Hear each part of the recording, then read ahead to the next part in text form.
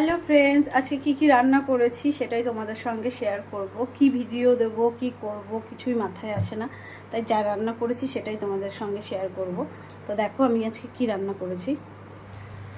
এখানে আছে গরম গরম ভাত, এখানে আছে খুব কষাও না খুব ঝোলও না, একটা মিডিয়াম মতো করে সয়াবিন আলুর তরকারি নিরামিষ।